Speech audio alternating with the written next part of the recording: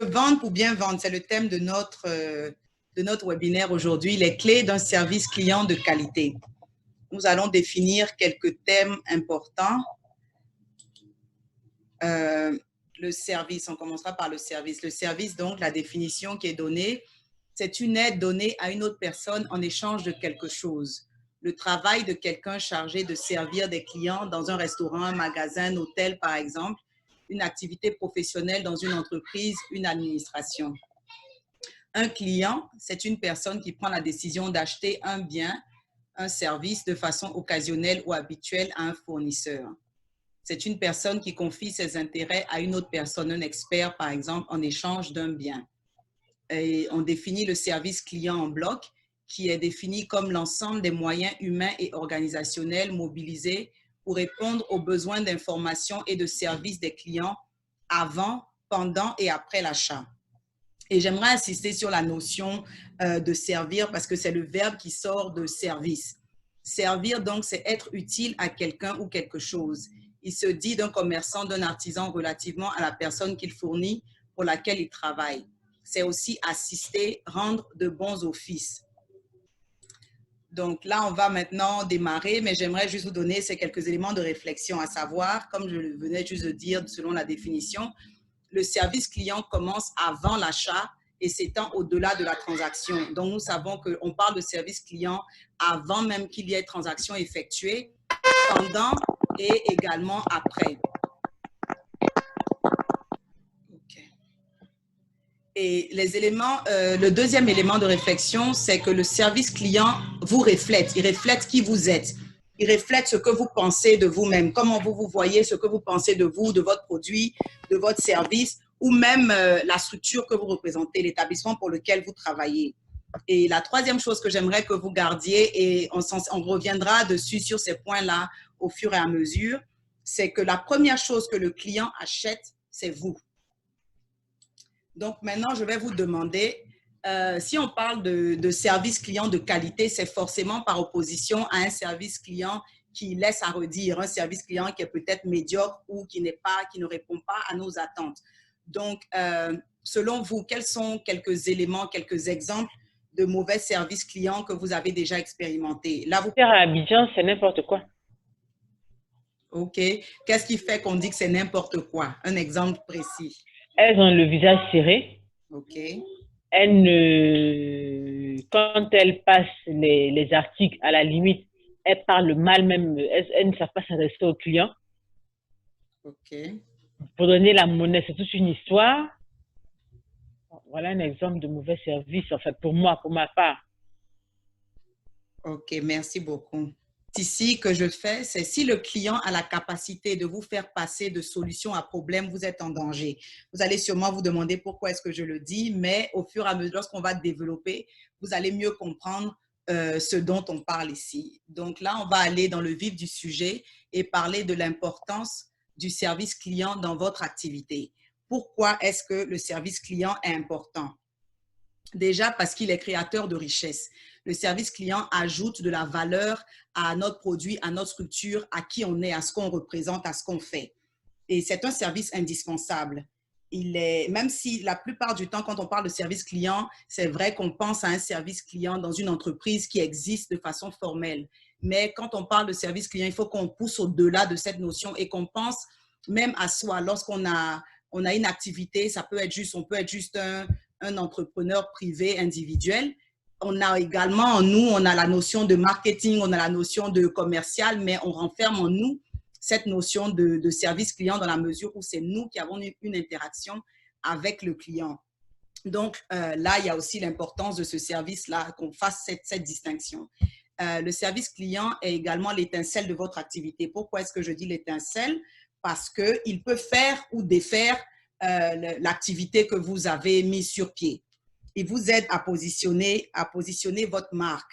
C'est très important et même tenant compte de la réflexion qui vient d'être faite lorsqu'on parlait de l'exemple du mauvais service client, c'est très important parce que ça dégage, on a une impression en fait de la marque, du produit, du service ou même de cet établissement-là, basé sur l'interaction qu'on a avec des fois un individu qui est juste même un pion dans toute la hiérarchie de cette entreprise-là.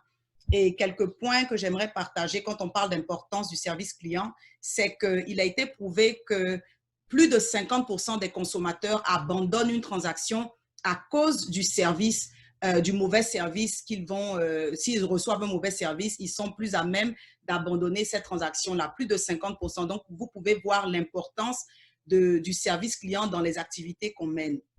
Et également, on sait, et je pense que nous-mêmes, ça s'applique à nous, on a une facilité et c'est plus facile, il est facile, comme on dit, c'est 2 fois plus facile de partager une expérience négative qu'on a eue qu'une expérience positive. Va savoir pourquoi. Je pense que c'est celle qui nous marque le plus. Donc, déjà d'entrée de jeu, on voit à quel point le service client est très important. Et ce que j'aimerais relever, c'est aussi le problème survient lorsqu'on on donne, je pense pour ma part, un mauvais service à la clientèle quand on n'a pas idée de qui on est, lorsqu'on n'a pas idée de ce qu'on représente, lorsqu'on n'a pas idée ou on ne comprend même pas la notion du mot servir. C'est pour ça que j'ai dit, j'insiste sur la définition du mot servir parce que la plupart du temps, notre attention est plutôt tournée vers le client parce qu'on estime que c'est dépendant de la réaction du client qu'on oriente notre service, qu'on adapte notre service. Et c'est encore pour ça que je vous ai dit, si le client a la capacité de vous faire passer de solution à problème, vous êtes en danger. Pourquoi? Parce que c'est vous qui êtes qui est en charge. C'est vous. Ici, le client rentre dans votre établissement, vient vers vous-même, vous appelle, c'est parce qu'il a un besoin. Et c'est vous qui êtes la solution. Vous devez répondre à ce problème, à ce besoin qu'il a. Mais si à cause de l'attitude du client ou à cause de ce qu'il dit ou de ce qu'il fait, il arrive à vous faire perdre de vue que c'est vous qui avez ce dont il a besoin, à la fin, c'est comme si c'est vous maintenant qui dépendez du client. Et aussi, quand j'insiste sur la notion de servir, pourquoi? Parce que c'est ce qui nous manque.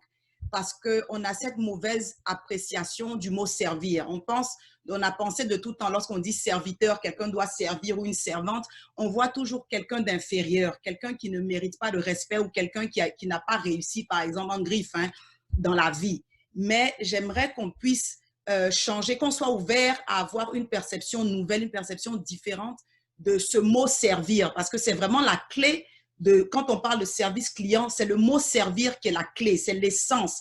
Si on ne comprend pas quand on sert, qu'est-ce que ça veut dire? Et pour toute personne qui se lance dans une activité, que ce soit un commerce, que ce soit même travailler pour une entreprise, représenter cette entreprise-là, c'est qu'on a décidé d'être dans le business du service. Service, c'est encore rendre de bons offices, comme on a dit, assister, rendre de bons offices. Donc, c'est ce qu'on doit garder à l'esprit. Comment est-ce que je me rends utile?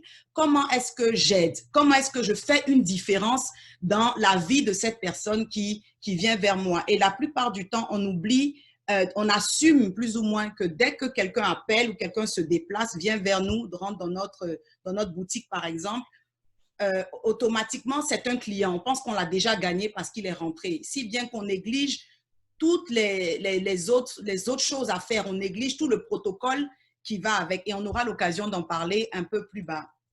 Et donc, sans plus tarder, on passe à la première clé, vu qu'on a parlé des clés du service client de qualité et c'est un peu différent sûrement de ce à quoi vous vous attendez et c'est fait à dessein. Donc, les clés du service client, au lieu de juste vous donner, c'est en fait une question parce que j'ai vraiment pensé que la meilleure façon pour nous de répondre ou de mieux percevoir le service client, c'est de voir déjà, d'avoir des questions dans l'esprit qu'on peut garder. Je me suis dit que c'est plus facile de mémoriser ces questions et si bien que chaque fois, même dans nos interactions au quotidien avec nos clients, on va toujours se rappeler de ces questions-là et ça va nous aider à nous positionner, à savoir comment est-ce qu'on présente notre marque, comment est-ce qu'on s'adresse, par exemple, aux personnes intéressées, aux prospects. Donc, la première clé, c'est qui es-tu? Et lorsque je pose cette question, qui es-tu? Ça ramène en fait à l'identité de cette personne. Rappelez-vous, plus haut, j'ai dit, la première chose que le client achète, c'est vous. Donc, ça veut dire que vous devez avoir conscience de qui vous êtes. Vous devez avoir conscience parce que vous êtes la personne ou l'entité derrière la marque, derrière le produit, derrière le service, derrière même l'entreprise, si c'est une grande structure ou bien si c'est même une administration privée ou publique, c'est très important de savoir qu'est-ce qu'on représente. parce que c'est vraiment ça d'abord que la personne qui rentre cherche à découvrir. Vous devez lui faire savoir que vous êtes la solution à son problème. Vous devez toujours pouvoir identifier le besoin auquel vous répondez. Sinon, quelque part, on ne se lance pas juste dans une activité, juste parce que c'est à la mode, parce que tout le monde le fait, mais c'est parce que je pense qu'on a pu identifier qu'on répond à un besoin, que le produit ou le service qu'on propose vient combler un besoin, change quelque chose à la vie de ces personnes qui vont entrer ou qui vont nous appeler, qui vont chercher à entrer en contact avec nous d'une façon ou d'une autre. La deuxième clé ou deuxième question, je dirais, c'est où vas-tu? Et lorsque je dis où vas-tu, ici, je parle de la vision, je parle de la direction. Et généralement, lorsqu'on demande de faire, lorsqu'on veut se lancer dans une activité, on nous conseille toujours, même si on n'est pas en train de, même si on n'a pas besoin de prêts financiers, parce que des fois, quand on parle de business plan, les gens pensent toujours que c'est seulement lorsqu'on a besoin de demander un prêt à la banque. Mais le business plan nous permet en fait de pouvoir répondre même à ces questions avant de se lancer, avant de s'engager. Et c'est aussi déterminant dans la mesure où ça nous permet de rester focalisé sur les objectifs premiers pour lesquels on a décidé de se lancer dans le business du service, par exemple. Donc, où vas-tu? Quand je dis ta vision, c'est vraiment les objectifs qu'on se définit. Pourquoi est-ce qu'on a créé ce produit? Pourquoi est-ce qu'on a créé ce service, on offre ces services? Quelles sont nos projections? Quels sont nos objectifs? Quels sont nos désirs? Quel est le chiffre d'affaires, par exemple, qu'on veut atteindre ou quelle population on vise? Qu'est-ce qu'on aimerait changer? Quel problème on a même identifié dans la société et qu'on a déterminé que nous étions la solution, que nous étions exactement ce dont ils avaient besoin. C'est très important. Donc, voici encore une deuxième question que vous pouvez vous poser. Où est-ce que je vais? Où est-ce que je pars? Et en fonction de ça, vous allez surtout, pourquoi c'est très important? Parce que ça vous permet de ne pas vous laisser déphaser par les attitudes du client. Ça vous permet de vraiment rester accroché à votre vision, de rester accroché à vos objectifs. Parce que si vous n'avez pas d'objectif bien défini, bien précis, n'importe qui entre dans votre établissement ou qui sera à même de vous faire même fermer la porte, par exemple, vous allez mettre la clé sous le paillasson, comme on le dit, juste parce que vous n'aurez pas été clair sur la direction que vous donnez à votre business. Et c'est tout ça qui va vous permettre de savoir quels sont les sacrifices que vous devez faire, quelles sont les concessions s'il y a que vous devez faire, etc., etc. Alors, la troisième clé, et je n'en donne que 3, la troisième clé, c'est comment y arriveras-tu? Donc, vu qu'on a parlé d'identité, de qui es-tu, de comment, où est-ce que tu pars, de direction, de vision, maintenant, on va parler des moyens pour y arriver, de la stratégie qu'on utilise.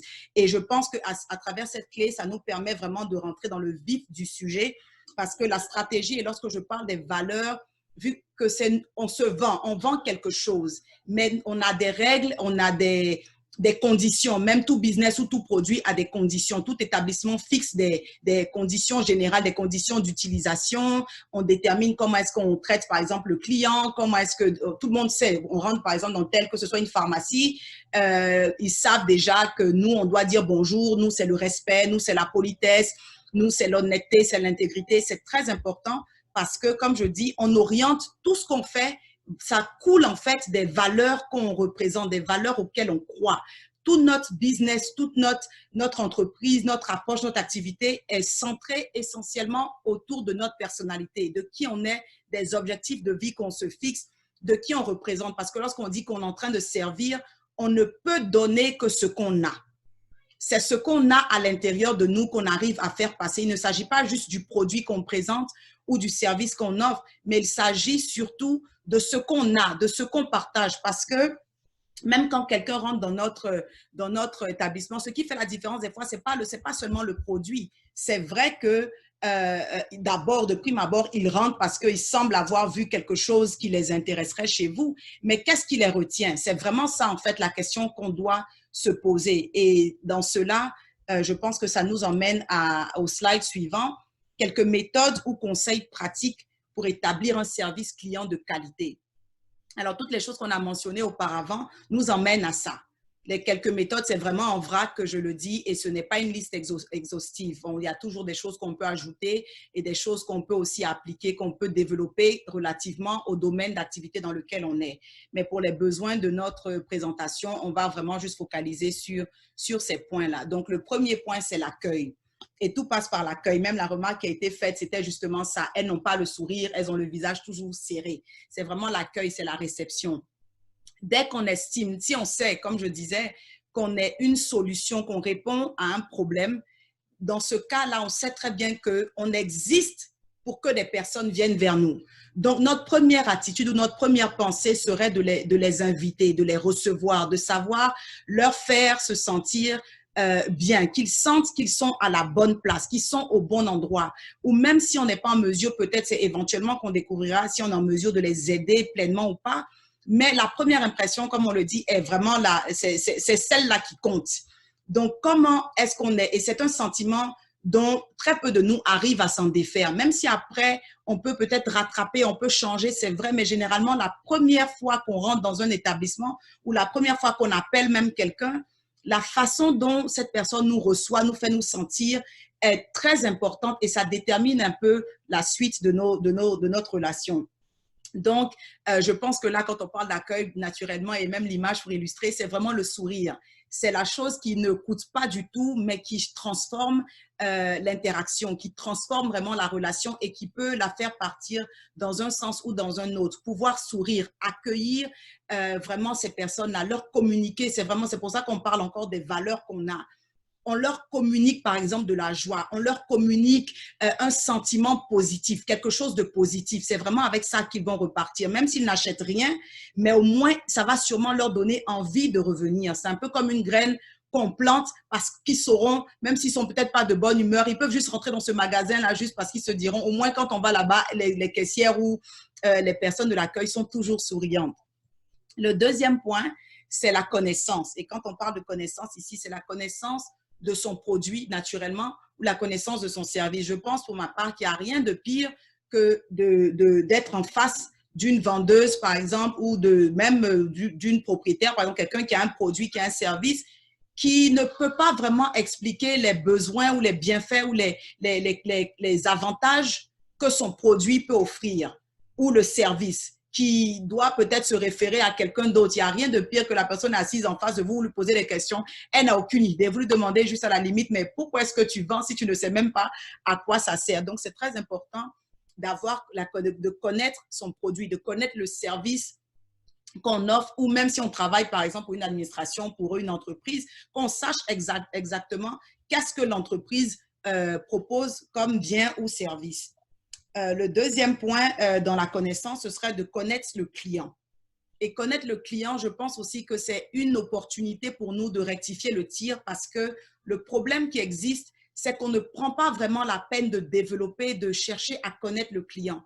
Connaître le client, qu'est-ce que ça veut dire? C'est déjà ne pas faire d'assumption. N'assumons pas que toute personne qui rentre, comme je le disais plus tôt, toute personne qui rentre est déjà acquise, que parce qu'elle est entrée, elle a ouvert la porte, alors elle veut, elle prend, elle veut pas, ben tant pis. Non, on doit chercher à savoir qu'est-ce qui l'a conduite à nous. Qu'est-ce qui a conduit cette personne à ouvrir même la porte, par exemple, de notre structure? Qu'est-ce qui a fait qu'elle a pris son téléphone, qu'elle a appelé même pour demander une information? Qui elle est? Quelles sont ses préférences? Quels sont ses goûts? De quoi elle a besoin, même quelles sont ses expériences passées. Est-ce qu'elle a déjà été, elle est déjà venue, par exemple, chez nous, ou est-ce qu'elle allait juste à côté, ou est-ce qu'elle a déjà utilisé un produit du même ordre, ou fait appel, par exemple, à des professionnels dans le même domaine d'activité. C'est très important. Pourquoi? Parce que ça nous permettra déjà de nous démarquer. C'est dans ce sens que j'ai dit, le service client permet de positionner sa marque.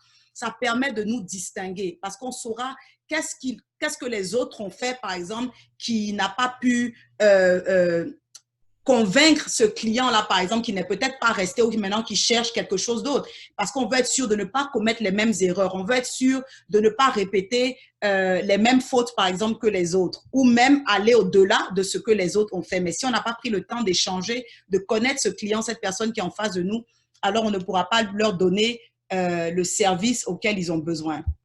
Et le troisième point, la personnalisation du service. La personnalisation du service est très important dans la mesure où chaque individu est différent.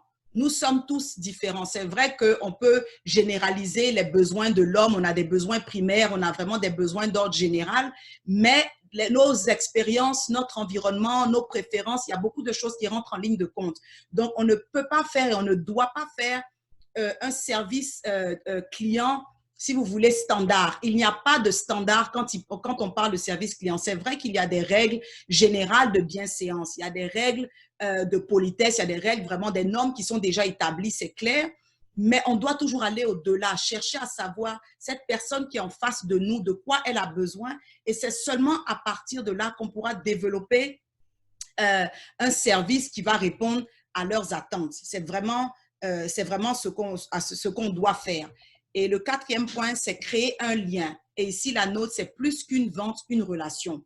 Qu'est-ce que ça veut dire? Ça veut dire qu'on doit être plus intéressé par la personne qui est devant nous plutôt que faire une vente. Ça ne doit pas être notre objectif primaire. On ne doit pas juste chercher à pousser un produit, à pousser un service, à juste vendre quelque chose parce qu'on veut juste se débarrasser peut-être ou bien on veut juste avoir de l'argent. Mais c'est d'être intéressé par la personne qui est en face de nous.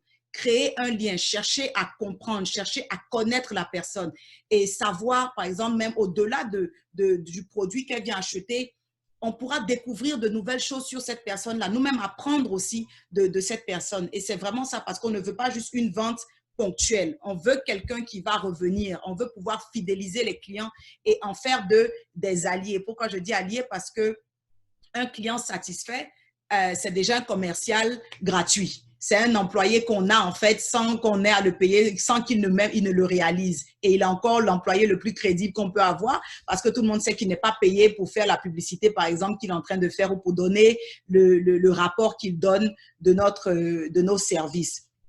Donc, c'est très important d'être vraiment plus préoccupé par la relation avec le client que juste la vente. Notre dernier point ici, c'est refuser sans dire non. Comment est-ce qu'on peut refuser sans dire non? C'est vrai que de prime abord, ça a l'air d'être un peu antithétique, mais tout est dans la manière. C'est vraiment apprendre. Il y a des situations où on n'est pas en mesure de donner au client ce qu'il demande. Ça arrive, c'est tout à fait normal. On n'a pas tout, on n'a pas toutes les réponses, on n'a pas tous les produits non plus. Le client peut chercher quelque chose qu'on n'a pas.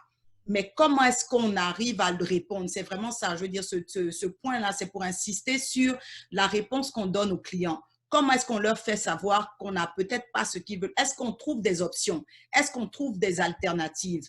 C'est vraiment ça, c'est d'essayer de dire, par exemple, bon, on n'a peut-être pas ce que vous voulez, mais voici ce qu'on vous propose, plutôt que ce soit juste un non catégorique et on ne se préoccupe pas vraiment du problème de la personne. Notre objectif doit toujours être de répondre à la préoccupation de la personne qui est en face de nous, même s'il s'agit de la référer, à quelqu'un d'autre, mais on doit toujours chercher à laisser une image positive à cette personne-là qui vient vers nous. Ici, c'est l'utilisation des sens dans le service au client. L'utilisation des sens, mais ce n'est pas les sens. Quand je parle généralement des sens humains. Mais je veux aller plus loin, ne pas m'arrêter juste aux sens, mais plutôt référer des organes desquels ces sens-là découlent. Donc, nous allons voir les yeux. Les yeux remarquent. Ce sont nos yeux qui voient, qui font attention, qui apprécient la personne qui rentre, qui vient vers nous. Ce sont nos yeux qui arrivent à déceler ou à discerner ce qu'elle recherche. On doit faire attention, par exemple, aux expressions du visage ou même aux expressions du corps. Qu'est-ce que le langage du corps? Qu'est-ce que la personne est en train de dire?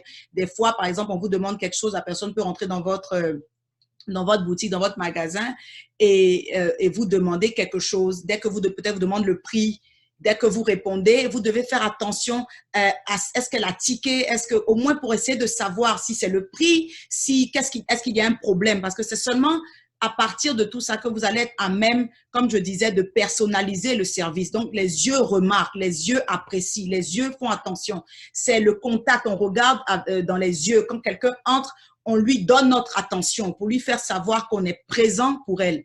Donc, c'est important déjà d'être présent pour le client, de lui montrer qu'on est là, qu'on le voit. Tout le monde a ce besoin-là. L'être humain a besoin de se sentir vu. Et il n'en est pas moins pour toute personne qui rentre aussi, par exemple, dans notre service, dans notre structure, a besoin de savoir qu'elle s'est fait remarquer. La bouche, notre bouche invite, elle rassure. Invite, on a parlé du sourire plus tôt. Avec le sourire, la personne déjà se sent la bienvenue. Elle sent qu'elle ne vient pas vous importuner. Personne ne rentre dans un business, dans une structure pour déranger. On rentre toujours parce qu'on a un besoin. Alors, lorsque vous voyez quelqu'un rentrer, que vous souriez déjà avec les yeux, vous remarquez, vous levez la tête si la tête est baissée et vous souriez sans avoir dit mot, vous avez déjà fait savoir à la personne qu'elle est au bon endroit. Vous avez déjà fait savoir à la personne que vous l'appréciez, qu'elle a de la valeur, que vous voyez quelque chose en elle ou que vous êtes prêt à l'écouter, à entendre. Rassure aussi parce que c'est les mots qu'on dit. La bouche également, on parle. Et les mots qu'on dit, les paroles qu'on prononce permettent justement de garder cette personne, de l'inviter à même voir davantage. Des fois, il peut rentrer, c'est peut-être pas ce qu'il cherche, mais à cause du contact que vous avez réussi à créer, la personne se sent vraiment à l'aise et a envie même d'en savoir un peu plus, a envie même peut-être de trouver quelque chose, peut-être qu'elle-même elle ne cherchait pas nécessairement ou elle peut penser à quelqu'un d'autre parce qu'elle se sentit vraiment à l'aise à être en votre présence. L'oreille écoute. L'oreille nous permet d'entendre ce que le client dit, ce que la personne qui est en face de nous demande, ce dont elle a besoin. On doit toujours être à même d'écouter les préoccupations, de savoir ce que cette personne recherche, d'écouter les distinctions qu'elle fait, même des petites choses, même il y a les non-dits aussi. On doit vraiment faire attention à tout ça. Qu'est-ce qu'elle demande? Qu'est-ce qu'elle veut? De quoi elle a besoin? Quelqu'un qui rentre dans un magasin, par exemple, qui vous dit je n'aime pas les couleurs sombres, et juste après, si la vendeuse, par exemple, lui fait sortir des articles noirs ou violets foncés, bon, ça prouve qu'elle n'a pas vraiment écouté ce que la personne disait. Si la personne dit, moi, j'aime des couleurs plutôt chatoyantes, donc voilà, on la réfère, on lui donne ces choses-là, ainsi de suite. Donc, l'écoute est vraiment très importante dans le service client. Et le nez, les dernières parties, si vous voulez, c'est vraiment pour montrer à quel point tous les sens doivent se mettre en fait au service du client. On ne doit rien négliger. Le nez identifie. Pourquoi? Parce qu'avec le nez, on arrive à déceler des odeurs, on arrive à sentir des choses. Donc, même ces choses que le client ou le prospect n'a pas manifesté, n'a pas dit, on doit pouvoir identifier peut-être que cette personne-là, sûrement qu'elle aurait besoin de tel ou tel produit. Ou nous, on arrive à voir que ça pourrait bien lui aller. Ou ça pourrait vraiment répondre à ce problème. Ou bien j'ai vu qu'elle a eu quelque chose. Donc voilà, c'est vraiment aller au-delà. Et ici, il y a une image du cerveau, mais c'est vraiment, je pensais à l'intuition, permettre d'anticiper, aller au-delà. On doit toujours aller au-delà. Je pense que le service client qui se distingue des autres, c'est quand la personne qu'on a qui offre ses services ou qui offre ses produits va au-delà. Elle essaie d'anticiper sur les besoins de la personne. Elle essaie vraiment ça fait plaisir, même quand on rentre, par exemple, quelque part, et disons qu'il fait très chaud et qu'on vient juste, on nous offre du bon thé ou bien on nous offre vraiment quelque chose de rafraîchissant. Tout le monde a le sourire, on se sent vraiment content quand on arrive quand on reçoit cette attention, parce que ça nous montre déjà que la personne est prête à aller au-delà, que la personne est prête vraiment à faire un peu plus pour nous. Et le toucher, le dernier point, c'est le toucher. Le toucher, c'est vraiment, je pense qu'il regroupe même en fait tous ces sens. C'est plutôt le toucher émotionnel. C'est pas nécessairement physique, mais c'est tout ce qu'on essaie de faire pour se démarquer, tout ce qu'on essaie de faire pour capter l'attention du client. Tout ce qu'on essaie de faire dont il va se souvenir plus tard. Même comment est-ce qu'on essaie de vérifier après. C'est surtout le service aussi après-vente. Est-ce qu'on continue d'engager le client? Est-ce qu'on continue, on garde le contact? Est-ce qu'on peut envoyer, par exemple, on peut appeler, on peut envoyer un email, on peut s'assurer, même si on les revoit la prochaine fois, c'est toujours bon de faire un retour, de savoir, mais ce que vous avez pris la dernière fois, comment est-ce que ça marche? N'ayons pas peur de poser des questions. N'ayons pas peur d'engager nos clients, de leur demander leurs impressions. Même si ce n'est pas ce à quoi on s'attend, on aura toujours gagné parce que mieux vaut la remarque, par exemple, de cette personne-là, plutôt que d'en avoir 10 qui ne vont plus revenir. Mieux vaut quelqu'un qui va vous dire honnêtement, ah, j'ai essayé, vraiment, ça ne m'a pas très convaincu, ou bien voilà ce que ça m'a fait. Au moins, vous savez comment vous pouvez améliorer, comment vous pouvez rectifier le tir, comment vous pouvez corriger s'il y a besoin. Ce qui nous emmène à ce point de la gestion des remarques, des critiques, des suggestions ou des réclamations. Bon, il y en a des tonnes. Donc, j'ai développé ici, c'est le système des 3 piles. C'est ce qu'on nous recommande généralement pour les affaires qu'on a, même quand on fait du rangement, par exemple, à la maison. On nous dit toujours, vous pouvez ranger en 3 piles. Il y a les effets que vous gardez, il y a ce que vous donnez et il y a ce que vous jetez, tout simplement. Et pour les remarques, les critiques, les suggestions, c'est un peu la même chose. Il y a des remarques qu'on va nous faire, des suggestions, des réclamations qu'on va nous faire. Quand je dis garder, ça veut dire qu'on les prend en considération. On met tout en œuvre pour transformer un client incompris ou insatisfait ou impatient en un client satisfait qui repart avec le sourire, qui repart avec une bonne impression. C'est vraiment ça, parce qu'au-delà on garde, c'est vrai, cette réclamation parce qu'on veut aussi garder ce client. Donc, on cherche toujours à améliorer, on écoute et c'est ce qu'on décide d'implémenter, par exemple. La deuxième pile, c'est donner. Des fois, on peut nous faire une remarque, une critique qui ne s'applique pas nécessairement à nous. Surtout si, par exemple, c'est le service clientèle, je prends l'exemple d'une entreprise ou même si c'est une boutique, par exemple, mais c'est la vendeuse. La personne qui est la propriétaire, c'est vrai que la critique, la remarque ne lui est pas adressée directement. Donc, il faut qu'elle sache comment toujours quand même prendre, parce qu'elle est la propriétaire, donc ça lui incombe à la fin. Mais comment est-ce qu'elle va relayer le message? Ça lui permet de savoir qu'il y a un peu plus à faire. Elle peut peut-être refaire des formations de son personnel. Elle peut essayer d'attirer leur attention sur les remarques qui ont été faites. Ou même, des fois, ça peut ne pas s'appliquer. Quelqu'un peut vous faire une suggestion, c'est vraiment très bien, mais l'idée ne s'applique pas nécessairement à la vision que vous avez pour votre compagnie, pour votre entreprise. Ce n'est vraiment pas la ligne que vous avez envie de suivre. Au lieu de juste, si c'est vraiment une bonne idée, c'est un bon point, c'est quelque chose de positif, il faut apprendre aussi à faire passer cette information-là à quelqu'un d'autre à qui ça pourrait mieux bénéficier. Le troisième point, la troisième pile serait la poubelle. Vous voyez le signe de la poubelle, s'en débarrasser. Et là, je parle des critiques qui ne sont pas fondées. Il y a des fois des gens qui passent aussi leur mauvaise humeur sur les autres. Ça arrive.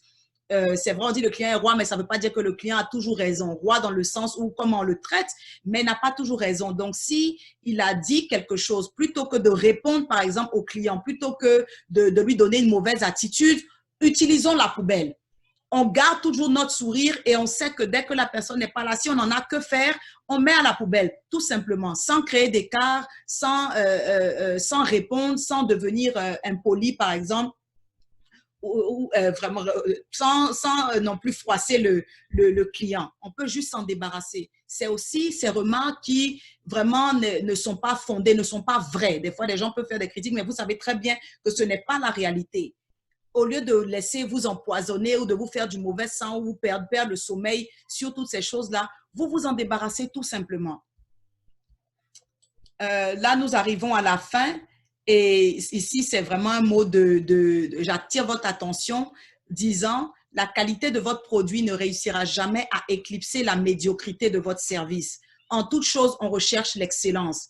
Ne nous réfugions jamais derrière le produit qu'on a, aussi excellent soit-il, aussi bon soit-il, ou les services qu'on propose, il y en aura toujours des meilleurs de toute façon. Mais même si c'est le top, pendant un temps, c'est vrai, il n'y a pas de problème. Les gens reviendront parce qu'ils sont coincés. Mais est-ce qu'on a vraiment envie d'avoir des clients qui préféraient ne pas avoir d'interaction avec nous, ou on veut des clients qui viennent parce que le produit est bon et parce que le service, également le service client qu'on leur offre, la relation qu'on tisse avec eux est encore meilleure. C'est vraiment ça. Donc, ce que j'aimerais qu'on retienne, c'est que le bon produit ou le bon service ne doit pas être une excuse pour donner un service minable. Les deux vont ensemble. Et c'est d'ailleurs le service qu'on donne, le service client qu'on donne, qui va permettre même de relever ou d'élever le produit, la marque.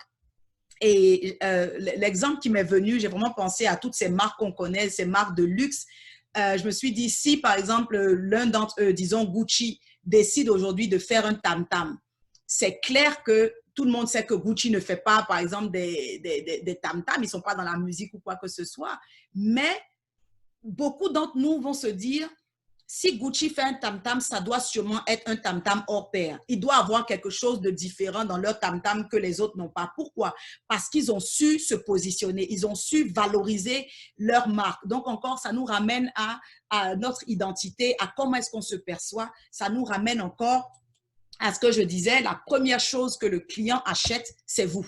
C'est vous, donc vous devez toujours garder ça en tête et chercher à établir une relation, une connexion. Des fois, il y a des endroits où on va juste, des fois, ce n'est pas nécessairement le produit qui est bon ou le service qu'il propose qui est vraiment excellent, mais c'est la connexion qu'on a. Soit peut-être la personne qu'on a en face de nous a un dynamisme qu'on apprécie ou a une pêche ou une joie de vivre, ou même nous faire penser des fois à quelqu'un qu'on aime, peut nous faire penser à un membre de notre famille, par exemple, qu'on apprécie, ou il y a juste quelque chose, et ce lien-là est créé. Donc, cherchez toujours comment utiliser vos atouts, comment utiliser vos forces, ce que vous avez de positif pour vraiment pouvoir relayer ça, transmettre ça à toute personne qui vient vers vous, toute personne qui rentre dans votre établissement, par exemple. Donc, en conclusion, sachez vous vendre pour bien vendre.